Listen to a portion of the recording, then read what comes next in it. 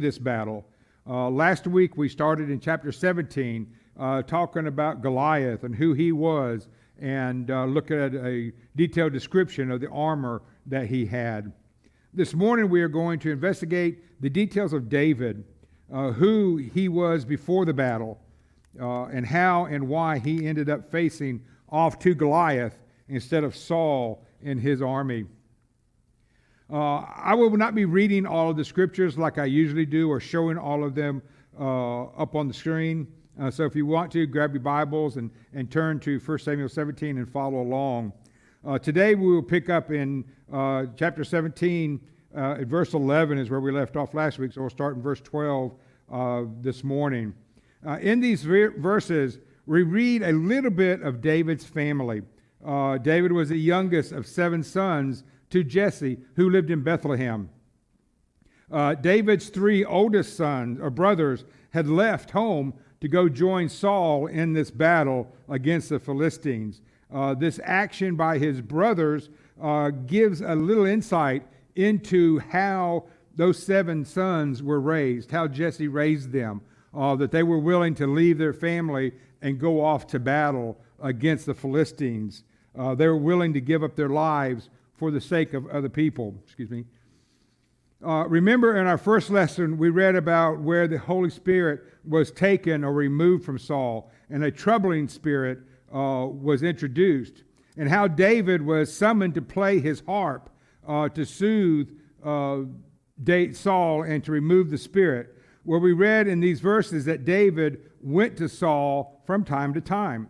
And these 4 scriptures don't tell us why, but I would assume that David went to visit Saul to again play the harp for him, to remove that evil spirit or that troubling spirit. But an important thing that I want to point out is that David would travel back home to feed his father's sheep. He was responsible enough to take care of his father's sheep because that was his responsibility. You know, too many times we have responsibilities not as easy as taking care of sheep, and we renege on them. But David had that training, that upbringing, that integrity to, no matter what I'm doing, I still got to go home and take care of my father's sheep. And I want to use the next 2 slides and give you an idea of what it meant for David to have this responsibility of going out to see Saul at the battlefront and go home to take care of his father's sheep. Now, if you look over here on the right side in the middle, you'll see Bethlehem. And then over here is the 2 towns that we talked about where the army of the Philistines are camped between. And the red star is Kibet Kaiapha. I'm sorry for that if I said it wrong. It is an ancient city located on the northern rim of the Elah Valley where the battle is about to ensue. Kibet means ruin. And Kaiapha, I don't know how to say it, but anyway, was the name, sometimes spelt with a Q, I found out, but it was the name that the locals had given to these ruins. So when you look at that, it is the ruins of that name. In the middle of the map that you will see, and it's kind of hard unless you have read maps and everything, this is what they would call a relief map.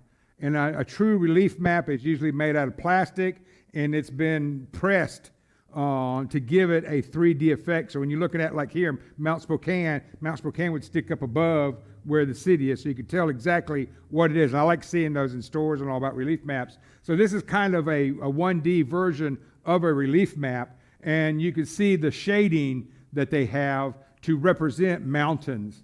And so you can see from Bethlehem to the battlefield that you've got this big mountain range that David would have to go over to go to the battlefield and then to come home to take care of his father's sheep. And the distance between Bethlehem and the battlefield is 15 miles. And we say, 15 miles, that's nothing. That's what, 15 minutes on the road. Not when you're hiking it, and not when you're hiking over mountains. This here is a satellite view of that area, and I hope you can see it. And just to orient yourself, here's Bethlehem up here on the top, and here is the valley, Elon Valley down here, and here we see Soka that the Philistines had taken over. So again, the Israelites would be on this side, and the Philistines would be on this side of the Elon Valley. And I don't know if you can read it here in this orange, but it says this unbroken ridge enabling one to reach Bethlehem. So anybody that's coming from here could climb up on this mountain ridge and walk it all the way up and down to Bethlehem. And there's also, you can very likely see it, there's a road actually that goes this whole pathway. Again, I don't know if that road existed during David's time or not, or if he was having to mountain climb and walk that ridge. But either way, this teenager, they say around 15 to 17 years old, is so responsible that he'll go out to the battlefield and see Saul and then go home to take care of his father's sheep. And that again, I think, states a lot about David and who he was as a person.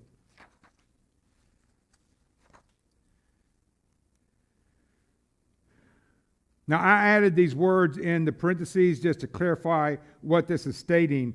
But in verse 16, and the Philistine, who is Goliath, drew near to Saul's army and presented himself for 40 days, morning and evening. So in the middle of giving us a description of David and his family, we are reminded of what is going on back in the valley of Elon. As we read last week, Goliath is coming out and yelling and screaming up at the Israelite army and to Saul, send somebody down here to fight me. Let's settle this once and for all. There's no need for our two armies to come and do battle. I'll battle for the Philistines. You send somebody from the Israelites, and we'll go one-on-one, man-on-man, and determine who's going to win this war. There's no need in thousands being killed. Just one-on-one. And so he's been doing this for 40 days and 40 nights. Now, I doubt he's just going down there and yelling, or just standing around and waiting. He's not sitting down on a rock, throwing rocks around, drawing in the sand, waiting for somebody to come down there. That doesn't accomplish anything. I'm sure he's going down there twice a day and yelling up at those, Israelites, demanding somebody to come down there and fight me. And remember, Goliath, he stands probably as tall as this wall. I keep forgetting to measure it. But he stands 9 feet, 6 inches tall-ish, okay? They don't give his height in inches and feet in the New Testament. They go by cubic. And cubics are, usually the measurement of this. So it's kind of a guesstimate, but they say about 9 foot, 6 inches tall. And so he's standing down there in full armor, demanding somebody to come down and fight him. And the Israelite army are standing up there on their mountainside saying, no way, not going to happen, So let's go back and look at verse 10 that we looked at last week. And the Philistine Goliath said, I defy the armies of Israel this day. Give me a man that we may fight together. He's defying the armies of Israel, the armies of Saul. He's defying their God, saying, send somebody down here. Let's fight. Let's get this over with. Anyone? Are there any takers? It doesn't matter who it is. Come on down here and let's fight. Let's meet. And if I win, you become our slaves. But if your person wins, if he wins, then we'll become your slave. Okay? And Goliath doesn't think he's going to lose. So he's making this, I don't know if he's had permission to make this bet. That if I lose, not going to happen, but if I lose, then we will become, the Philistines will become your slaves. And so that's been going on for 40 days and 40 nights. And you can imagine how they are dealing with this. On day one, Saul and his army were dismayed and greatly afraid of Goliath when he demanded that someone come down off their mountain and fight him. How do you think they felt on day 2? Or day 3? Or day 10? Or day 20? Or day 30? Here it is, day 40. And Goliath is still coming down there and standing out in the open. I defy the armies of Israel. Give me a man that we may fight. And I'm sure after a few days, the armies are kind of like, whatever, and just kept doing what they were doing, shining their armor, sharpening their blades, whatever that the army was doing, and kind of ignored him. Oh, there's Goliath again, down there yelling and screaming for one of us to be stupid enough to go down there and fight him. When's he going to realize that we're not stupid enough to do that? One, we're not going to give up our high ground, like we talked about last week, and we're not going to send somebody down there, that you're going to just kill within 2 seconds and us become your slaves. They were satisfied with Goliath going down there and insulting them. They were satisfied with Goliath coming out 40 days, twice a day, and defying their God. That says something about Saul and his army. They didn't care. Sticks and stones can break my bones, but, words are never going to hurt me. But it does. It does. Have you ever wondered how long that David or Saul and his armies would have sat on their mountain while Goliath came out there? We're going to find out. On verse 16 is, like I said, is tucked in nicely in the middle of the story of David to remind us of what is going on at the battlefront 15 miles away. I picture a Jerusalem war correspondent reporting on the war, stating, "We interrupt this documentary on David to bring you an update of what is going on in the battlefront between Saul and his army facing off against the giant Goliath and the Philistines. This is day 40 of the standoff, and Goliath is coming down onto what should be the battlefield and is once again yelling insults up at Saul and his army, trying to get anyone to fight him in hand-to-hand combat to determine the outcome of this yet-to-be-fought war. And again, nobody from the Israelite army marches down to do battle with Goliath. When will this mockery of Saul be over? Now, back to the story of David and what he is doing. That's kind of how I see that. Jesse is David's father with the 7 sons. His 3 sons have gone to do battle. Jesse is concerned of his sons and what's going on with them and how they're faring down there in the battlefront. So Jesse tells David to take some dried grain and 10 loaves of bread to his brothers at the battle encampment. David is also to take 10 cheeses to the captain of their 1,000. Okay? In Roman terms, they would call that a centurion. He's in charge of 1,000 men. Now, the Bible doesn't state if there is 1,000 people, if there's only one captain in charge of 1,000, or if there's more. But we can at least kind of get an idea there's at least 1,000 Israelites on that hillside. And David is again to check in on his brothers and how they were doing, and to bring back news. Go down 15 miles over the mountains and come back 15 miles to take care of my sheep, but bring me news on how my sons are doing. In verse 19, and just like verse 16 was thrown in the middle of David's story, verse 19 is thrown back into the middle to remind us of what is going on with Saul.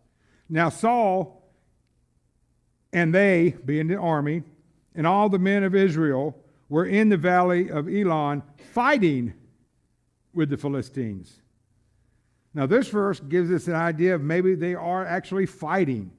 But I think this is kind of, when we read a little bit farther, I think this is this now that they're getting ready to fight. They're doing a fight. They're both standing there on each side of the mountain or the valley, getting ready to fight. And they've been ready to fight for 40 days. But they haven't actually started fighting. But again, this is what is happening there.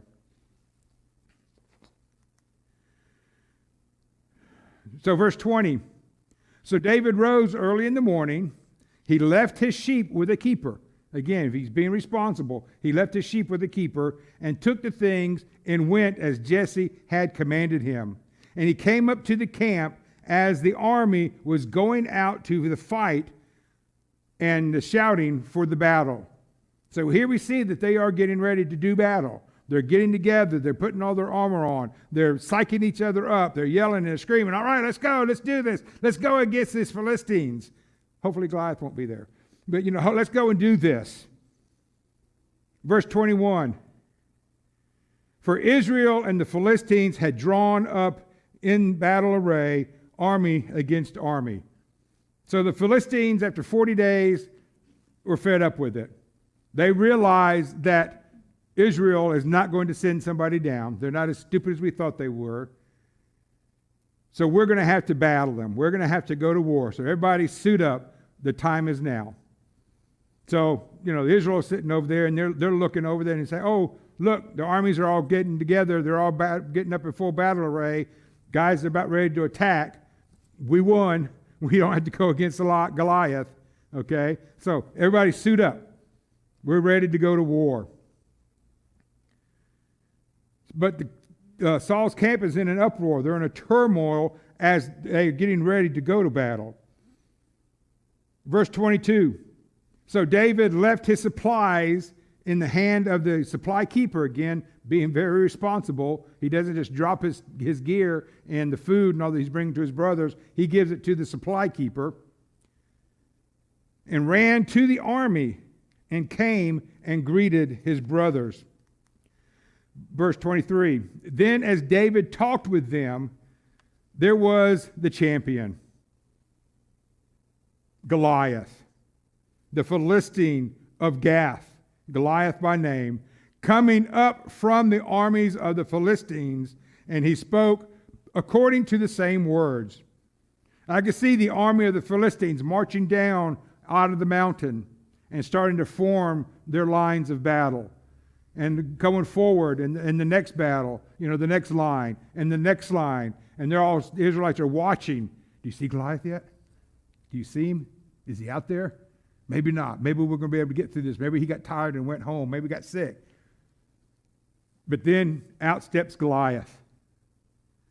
And he bulldozes his way out to the front where he belongs. And the Israelites, oh man, he's there. Well, what are we going to do? What are we going to do? What does Goliath do? The same thing he's been doing 2 times a day, like clockwork, for 40 days.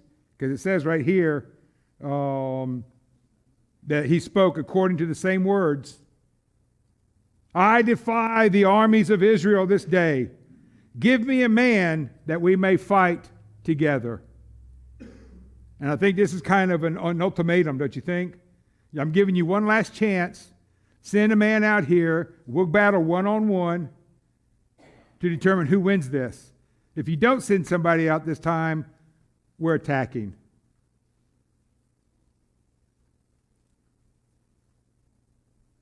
So David heard them, and all the men of Israel, when they saw the man, fled from him and were dreadfully afraid. So here's the Israelite army gathering together. They're all in their armor. They're all psyching each other up. They're ready to go to battle, against the Philistines. Oh, wait a minute. Here comes Goliath.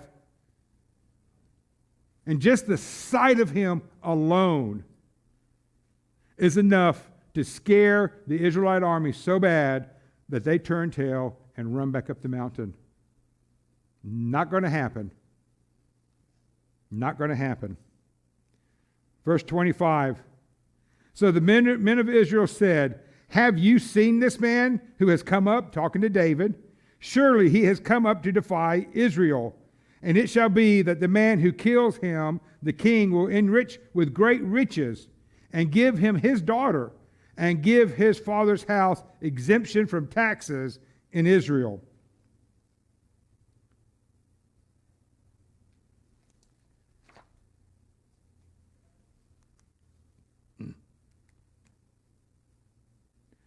Saul is so fed up with Goliath and what he has done to his army that he is willing to give the soldier who kills Goliath great riches. He's willing to give them his daughter.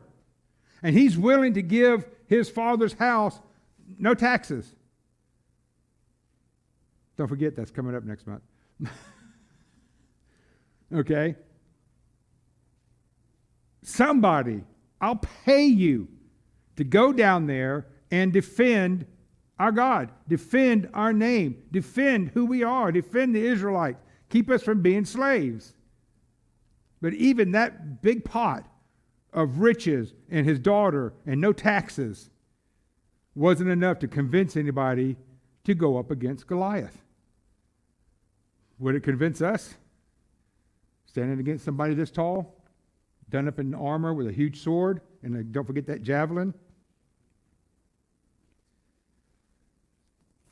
Well, I guess the size and strength and armor are a few reasons why nobody would come up. Not a single man in Saul's army, not a single soldier is willing to go down and fight Goliath. Now I want you to pay close attention to what happens here in verse 26 when David gets on the scene and sees and hears what is going on. Then David spoke to the men who stood by him, saying, "What shall be done for the man who kills this Philistine and takes away the reproach from Israel?" What kind of reward has the king offered to the man who kills this loudmouth Goliath? But most of all, what he's most interested in is what is going to happen to the man who removes this reproach on Israel. Does David say anything about his size? No. Does David say anything about his armor? No. He's more interested in that man standing down there bringing reproach on my people, on my God. Thousands of men standing around him, all they're worried about is his size.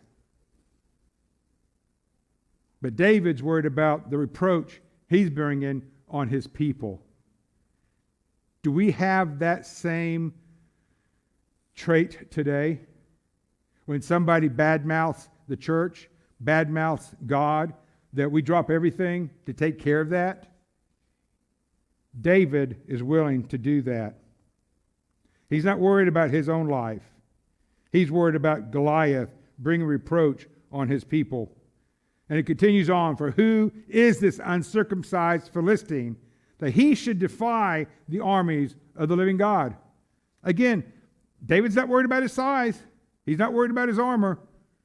He's worried about this uncircumcised Philistine and the reproach he's bringing to my people and my God. Who is this uncircumcised Philistine? Who is this non-Jew? Who is this heathen? Who is this unbeliever?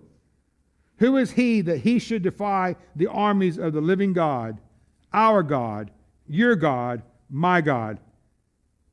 Hello, is anyone listening? Open your eyes. Who is this guy? Last week I told you that Saul and his armies were looking at the physical size of Goliath, and they were afraid, shaking in their boots to the point that nobody would stand up and fight him. They had no problem listening to Goliath standing in the valley twice a day and defying not only them, but their living God. David walks onto the scene, this teenager who is nothing more than a shepherd, and immediately he doesn't care about his physical being, how big Goliath is. He is more concerned about the spiritual. How is it that all of you will let this heathen defy yourself and your God? Anybody have an answer? And the only reply would be, have you not seen how big Goliath is? How strong he is? His armor? Again, they're seeing the physical. They're not cared about the spiritual and what he's saying and doing to their God. David doesn't care about the size of the problem. He is concerned about what Goliath is saying. David isn't worried about the physical as much as he is concerned about the spiritual, how Goliath is defying his living God.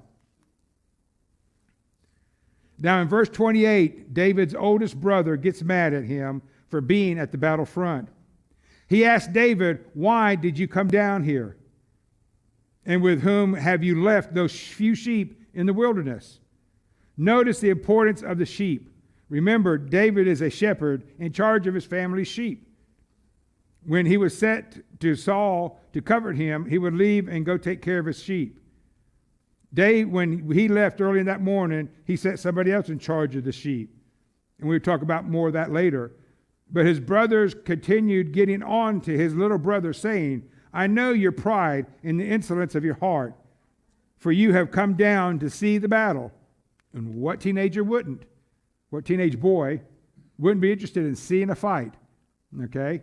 So he's thinking his younger brother just came down here to watch, the slaughter and to see what was going on. His insolence is a trait of being rude and impertinent, inclined to take liberties, a manner that is rude and insulting, rude behavior that does not show respect. And that's what his oldest brother is thinking that David is, that he has no respect for what's going on. He doesn't have any respect for his sheep. He's rather come down here and watch the battle. Remember that David is a teenager, and they said most people agree that he's about 15 to 17 years old. Of course, he's interested in seeing a battle being fought. But that is not what David is here, or not why David is here. His father Jesse sent him to the battle to bring food to his brothers and to bring a report back to him about his brothers and to tell him how the battle is going, which in 40 days has not changed. There hasn't been a battle. Okay? So I don't know if his brother's opinion of his younger brother, David, is correct. David asked his older brother a question in verse 29. What have I done now? And I'm sure like any other older brothers, always blaming the youngest brother for whatever happens, She smiled, And so David's like, okay, what did I do now? Which he hadn't done anything wrong. Like I said, his father sent him down there. What are you going to blame me for this time? But the next response by his brothers tells a lot about David. Is there not a cause? Again, David is not interested in the battle. He's not interested in Goliath. He's interested in the cause. Do we, the children of Israel, do we, the army of Saul, doesn't Saul have a cause to fight for? Here is Goliath, one man, an uncircumcised Philistine, standing down in the valley, insulting us and our God, and you are all standing here shaking in your boots, doing nothing. Have you ever had something happen in your life that it turned out that you had a cause to do something? I mean, something really in your life that you had to really stand up for a cause and to do it. I've shared with you before when we went to Iceland. We were Air Force and we were going to a Navy base. And everybody I talked to said, you will not go concurrent. In other words, I would not be able to travel with Kathy and our 3 girls. That I would go up there, probably be 6 months, and then I would get housing and they could come up with me. Come to find out in fighting this, that because it was a Navy base, the Navy gave precedence to the Navy. And then once an Air Force person showed up, then they would put him on the list to get a house, which would be about 6 months. Well, I was determined that I was going to get concurrent travel. I went to get the tickets, 5 tickets to get on the plane to be able to fly over there. And they said, well, we can't do that because you don't have concurrent travel. I said, look, I'll make a deal with you. Give me 5 tickets on that plane. And if 2 weeks out, if I don't have concurrent travel, I will come back and cancel my flight. They said, okay, fine. Here's 5 tickets. I drove my Jeep all the way up to Philadelphia, Pennsylvania to put it on a boat so that I checked to see how long it would take it so that when we landed on the island, we'd have a Jeep to be able to get around with. Took care of that. I went to get my passport. And the lady kept telling me, you don't have concurrent travel, you don't have concurrent travel. Or she would call the Pentagon, oh, it's busy. She'd call, oh, it's busy. I got the number to the Pentagon passport office, and I called, and I called, and I called, and I called. I was determined to get a hold of somebody. I finally got a hold of somebody, and I explained the situation. She goes, oh, yeah, I've got your family's passports here, but you don't have, they said you're not going to get concurrent travel. I said, I'm getting concurrent travel. Send me my passports. Not a problem. They're in the mail today. Thank you. You get on a list, and I'd go up, and when you got within the top 10, they would cut you your orders, and on Wednesday, and then on Friday, if you were still there, they'd cut your orders. Well, I would go up, and then I'd get kicked out because I wasn't Navy. I'd go up, I'd get kicked out, And so when I was driving back or taking the bus back from Philadelphia, Kathy calls me all in tears. You got kicked off again. You're not getting concurrent travel. And she was so upset. She was saying at the church, where do you go when you need comfort? You go to your brothers and sisters in Christ. And she was telling it to them at church about what was happening. And just so happened, God works in mysterious ways, there was a lady there who knew somebody on Iceland. Here's his number. Kathy calls him, crying. Come to find out, he's not just somebody. He's not just an Air Force airman. He's a colonel or major in charge of the AWACS, which is a flying plane, squadron. He's got some pull. What does he do? He goes to the Navy housing office.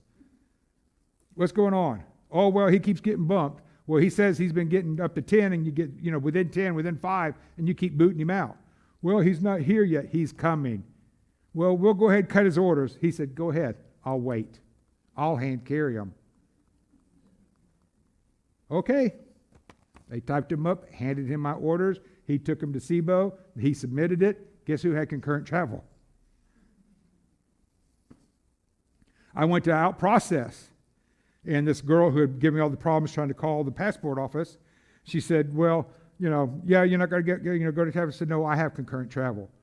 No, you don't. I said, check my records. How'd you get concurrent travel? I said, I fought for it. It was something that I wanted, I needed, I fought for it. Well, you don't have passports. I said, check again. How'd you get passports? I said, I called the Pentagon. You can't do that. I said, yes, I can, and I did. Well, you don't have tickets. Yes, I do. We flew out of there concurrent. Landed in Iceland, and they immediately took me at 8 o'clock in the morning to a meeting, in-processing meeting. 100 airmen in processing.